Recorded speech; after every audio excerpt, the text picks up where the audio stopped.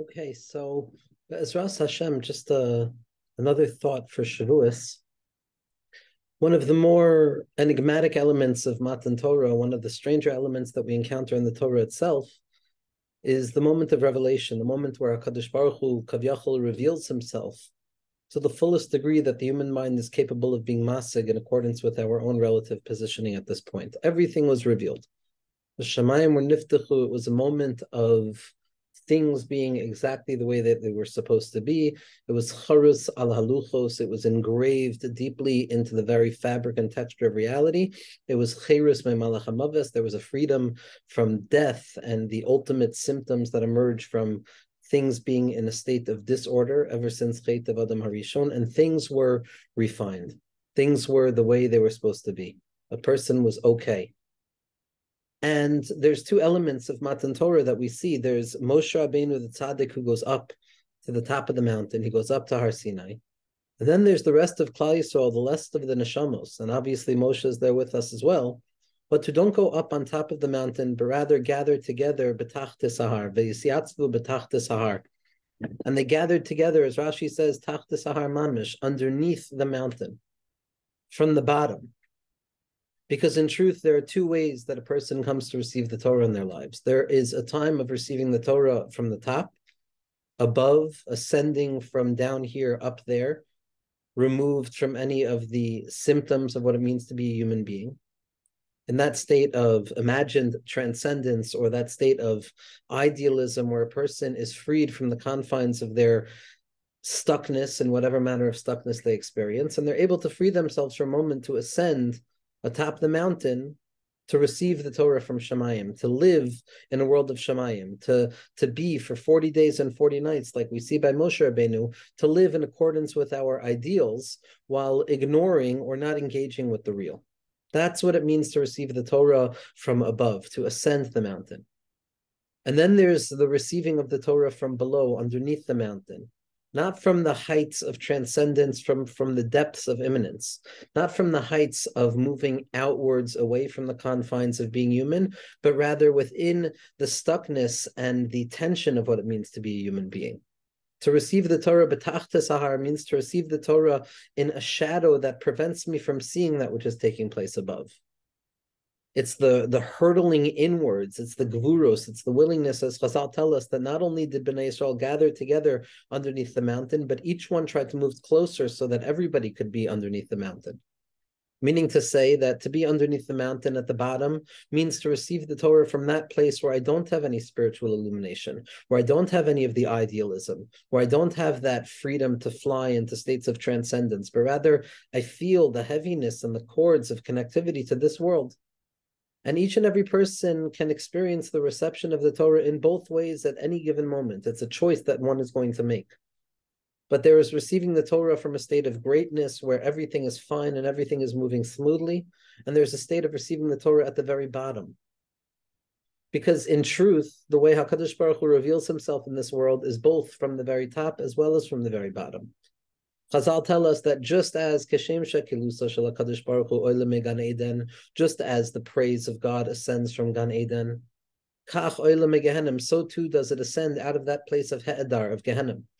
Meaning to say that the bottom is not a place that is away from the top, it's just a further expression of the top. Everything is expressive of a connection to HaKadosh Baruch Hu. The top and the bottom is him. And therefore one can come about it by way of ascending upwards into a state of transcendence, or finding oneself downwards in a state of immanence. Both are connections to HaKadosh Baruch Hu. As the Torah's Chacham tells us, we tend to think that I should really experience God on top of the mountain, receive the Torah on top of the mountain, and if I can't, then I fall into this lowly state referred to as katnus or smallness or tachta sahar, which, okay, so I have to be there anyway, and then hopefully I'll climb back on top of the mountain. And yes, while the goal is to always move upwards and to be mit'aleh and to move from level to level, what the Torah's Chacham and what the Tzaddikim teach us is that Tachta Sahar is not an absence of experience, and it's an experience of Tachta Sahar.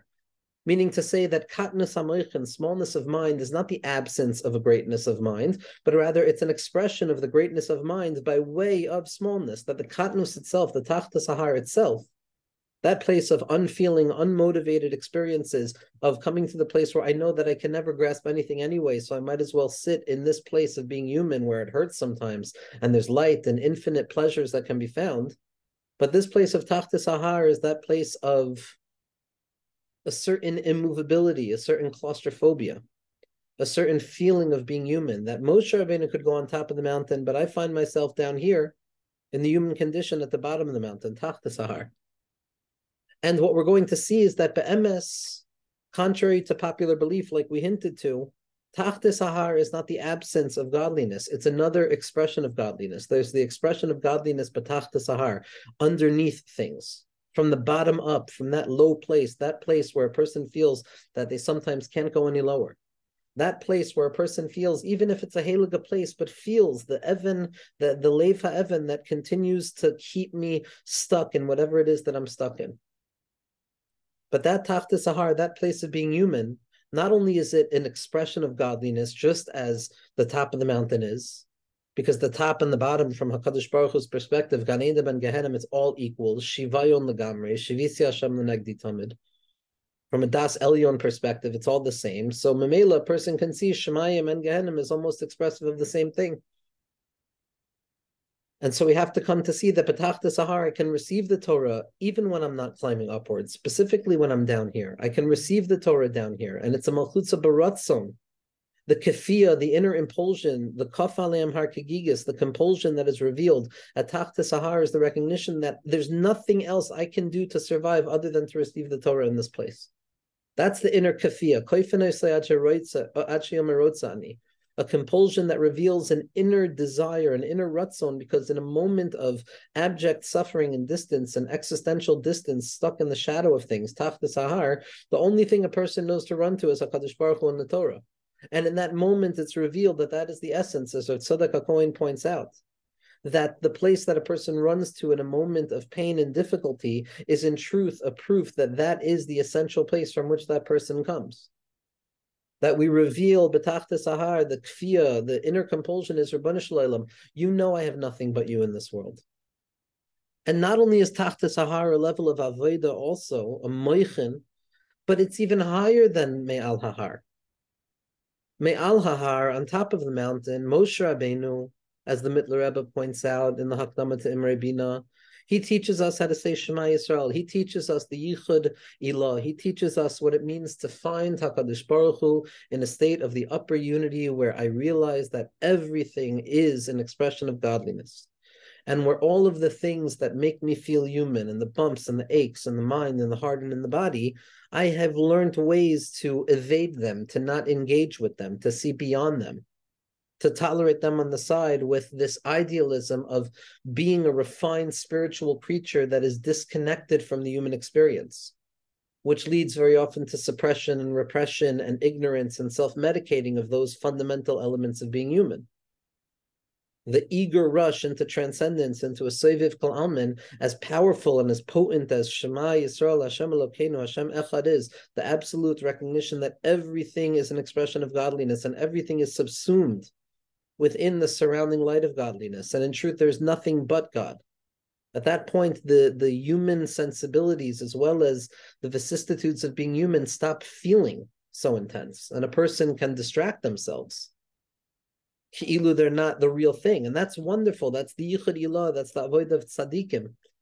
But then there's the Yichud Tata, the lower unity, the Tachtis Ahar experience, where I see a world, I feel a world. The thing that's most provable is not God, but it's myself. I feel this world. I don't need proof for this world. I feel it in all of its intensity, as Rabbi Nachman said over and over and over again. And in this place of the Tachtis Ahar, I can no longer say necessarily Shema Yisrael, Hashem Elokeinu, Hashem Echad. I can't testify or proclaim to the upper unity because it appears to be distant, because I feel myself so much. I feel all of the aches and the pains and the joys and the pleasures and the distractions and the obsessions of what it means to be a self in this world. And in this place, in the Yichud Tata, where a person is not saying Shema Yisrael, Hashem Elokeinu, Hashem Echad, but rather saying Baruch Shem Kavod Malchus L'Lamvod. In this place, in the Yichud Tata, we're trying to remember that HaKadosh Baruch Hu is present in spite of the fact that we feel very intensely the concealment of HaKadosh Baruch Hu's creation and how we function. And instead of running away from that feeling like we do in the Yichud Ilah on top of the mountain, underneath the mountain in the Yichud Tata, we experience those things. We experience being human. We experience the feeling of kafiyah, the feeling of reaching a place where Hashem, I'm receiving the Torah, not because I necessarily understand anything or have rationally come to that conclusion, but I have nothing else to do. What else am I supposed to do in this world other than receive the Torah? There's no way to survive anymore. Mentally, emotionally, without your Torah, without the or, without the glasses that allow me to see the world in the way that you want me to see the world, Ribono Shel Olam. I need that. That's the only medicine that could possibly work. And that is arrived at by way of the human experience, by the intensity and the Yichud Tata, the Baruch Shem Kevoid Malchus L'Amvoed, the kavod, the kvedus, the heaviness of it all. And in that place, a person can testify to HaKadosh Baruch Hu in a way that even on top of the mountain, you can't. Because as Chassidus teaches us, and as the Tzaddikim teach us, while Shema Yisrael Hashem Elokeinu Hashem Echad, and Soiviv Kol Almin, and the revelation that HaKadosh Baruch Hu is everything, is the ultimate purpose of all things, the way to arrive there in the healthiest way, and the only way to do it properly, to be Goyrim Tainug, is to go through the Yichud Tata, is to go through the Baruch Shem Kavod Malchus L'Amvoed, is to go through the Tachta Sahar experience, is to go through the death-bringing silence that emerges when a person feels the smoke and the pillars of smoke in this world. In that place of Tachta Sahar, the full brunt of Jewish experience, historically, individually, person feels the kvedus of it. Person hears the koilis and the brakim. There's a charada, there's a death of sorts, and there's a tchias amesim as well in the Baruch Shem Kavod Malchus L'Amvoed. It's the pungency of that odor of the tzike kadera that Moshe Rabbeinu, like a princess, wants to smell because it's so potent and powerful, and the joy that emerges from the Yichud Tata is so intense, but there's a certain fear for a tzaddik who lives in a world of Yichud Ilah to descend down into Yichud Tata, B'tachta Sahar, in order to reveal the light. But be'emes, this is the whole Maila, this is what gives us the ability to have the Torah, because the Malachim said, why are you giving it to them? Give it to us. Give it to us. We know Yichud Ilah. We know Shema Yisrael Hashem Elokeinu Hashem Echad. We look at the world from a higher perspective. We, Malachim, in the world of Yetzirah, we see what reality is. We know Yichud of Shema Yisrael. We know above the mountain. Moshe is acting like us now. So why give it to them? And Hashem says, Moshe, you have to answer them. I'm not going to give you the answer. You have to answer them. Just as the moon comes to Hashem and says, what do I do? And Hashem says, go make yourself smaller. He doesn't make the moon smaller. He gives the moon the possibility of becoming smaller, accepting its smallness on its own. Just as Moshe Rabbeinu says, Hashem, I'm afraid I can't answer the malachim as to why we get the Torah. I'm afraid they're going to burn me. And Hashem says, you give them the answer. And what's the answer that Moshe Rabbeinu gives to the malachim? Do you understand Yichud Tata? Do you understand struggle and death and the severity and the intensity and the ups and the downs and the ruts of a shov of what it means to be a human being? Do you understand the Tachta Sahar experience, Malachim? And the Malachim can't. They don't understand Targum. They don't understand Akdamos. They don't understand the Zohar HaKadosh. They don't understand what it means to say Bashkamalu, what it means to identify HaKadosh Baruch Hu in the hidden whispers of a world that appears to not necessarily bear the abundant mark of Yichud Ilah. And as the Rebbe Rashab and all the Tzaddikim Ramazbir, the Tachlis is to draw the Yichud Ilah into the Yichud Tata. It's not to get rid of the Yichud Tata of the Tachta Sahar, but it's to draw Moshe Rabbeinu down below the har to reveal that in truth it's all above the har, the top and the bottom, up, down, right, left, all around. It's all HaKadosh Baruch Hu. But it has to be by way of the Yichud Tata.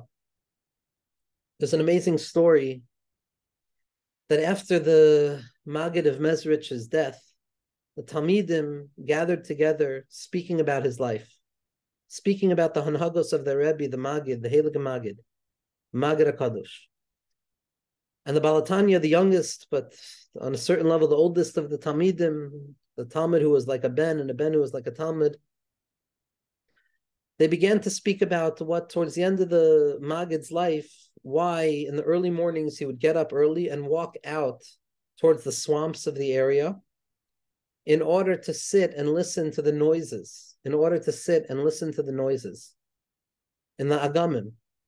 And the Talmidim were speaking about this, and the Balatanya answered, and he says, do you know why my Rebbe would go out to the swamps in order to hear the sounds, in order to hear the songs of nature towards the end of his life? And the Baal Tanya said it's because he wanted to hear the song of the Svardeim, the Svardeya, the frogs, the croaks of the frogs, the noises that the frogs were making.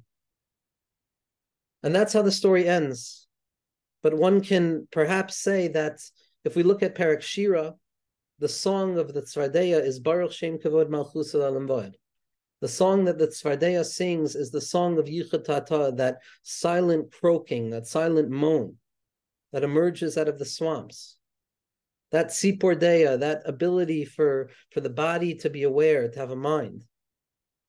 And the songs of the Tzvardeya is Baruch Shem Kavod Malchus Olam Va'ed, that Hashem comes out specifically from even the lower places, which is why I heard in the name of Rav Matel Zilber, not in the name of, but from Rav Matel Zilber Shlita, the Stechina Rebbe, that this is the reason that Moshe Rabbeinu was able to get rid of Makas Svardeya, the plague of the frogs, from within Mitzrayim, unlike any of the other Makos where he had to leave Mitzrayim in order to daven. Because in order to get rid of the plagues, Moshe Rabbeinu needed to daven, and Mitzrayim was the opposite of Tefillah, because it was the lack of refinement, it was Gehenna. But by the Tzvardeya, the secret of Baruch Shem Kavod Malchus Olam Va'ed, the secret of Tachtis Sahar, the secret of Min Ha'elyonim and Min Ha'tachtoinim, HaKadosh Baruch Hu is revealed Min Ha'olam Ad Ha'olam, in that place where we're greater than the Malachim because we have the capacity of understanding the secret of Baruch Shem Kavod Malchus Olam Va'ed, in that place of Mitzrayim, Moshe Rabbeinu could daven there also, because the light of Yichud Tata reveals that HaKadosh Baruch Hu is everywhere, even in the darkness. And that's why Moshe Rabbeinu was able to daven at Makas Svardeya within Mitzrayim. Just as the Maggid wanted to hear the songs of the frogs. Because as we know, the Mittler Rebbe writes in Derech HaYichud that it was only B'Soif Yamav of the Maggid HaKadosh, it was only at the end of the Maggid's life that he came to understand the secret of Yichud Tata. Now obviously the Maggid knew it all, but what it means is coming to a place, as the Rebbe Shlita points out, coming to a place of recognizing the Maila of Yichud Tata, the Maila of drawing Hashem B'Tach Sahar. And on a Leil Shvuas, a person has in every moment, they have moments of Me'al Hahar and Mitachas Hahar. And Halavai, when we're Me'al Hahar, we should truly be Me'al Hahar without remembering a Kihuzeh necessarily of the fact that we won't always be Me'al Hahar.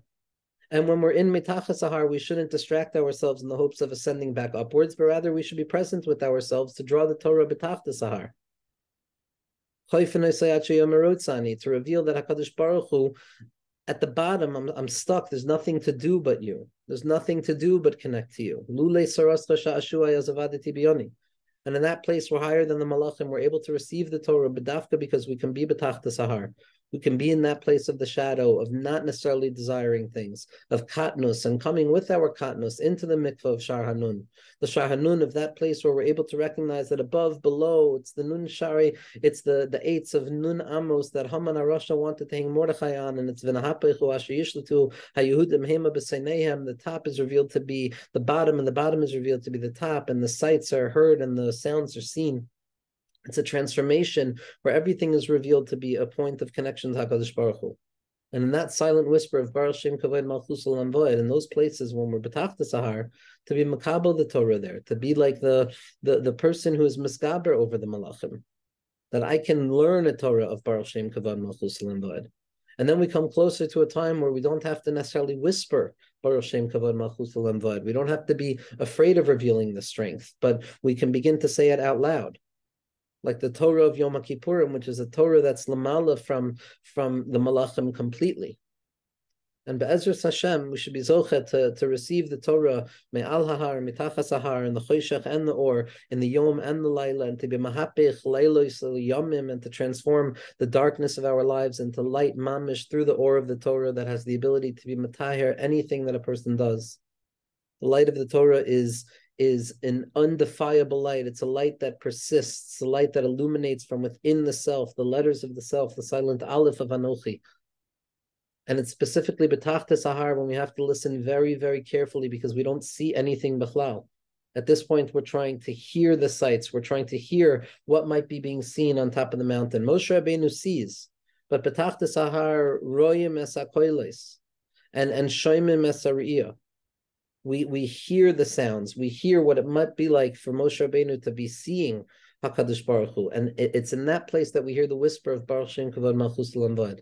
And Be'ezras Hashem, we should be zoichet to be mala all of the marirus and all of the difficulty and all of the shvira into a place of hamtaka and into a place of the Tesefes Kishut, which is the secret of the Chof Dalet Kishute Kala. Everything that a person does in Torah is to bring Kishutin, to reveal something that appeared to be away from the Torah, a makom of Tachta Sahar, back up to the heart, to reveal that Moshe is above and below, because when we're here, Moshe is here. We should be zoichet to be makabel the Torah, to be makabel Shar Nun, which is more patience and more patience, to continue moving from the chitzonius into the panemius, and then from the panemius to the higher level of chitzonius, be'ezras Hashem.